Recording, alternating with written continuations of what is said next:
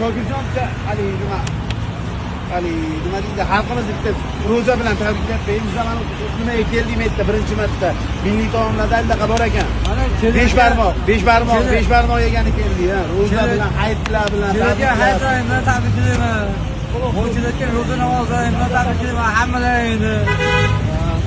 Bu yaqinda bizni bayramimiz kelyapti, Navro'z bayramimiz kelyapti. Bo'lsa shu xalqimizga og'iyotcha kurashamiz. Yurtimizga ko'z tegmasin, so'qqa osmonimiz, odamlar uyi tinch bo'lsin,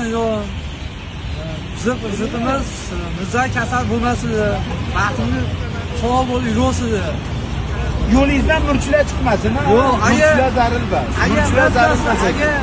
Birortasi yo'limizdan chiqqan bo'lsa, boshlashga jarima maydoniga olib kirib, aktivga chiqib, jarima turib chiqib turadi.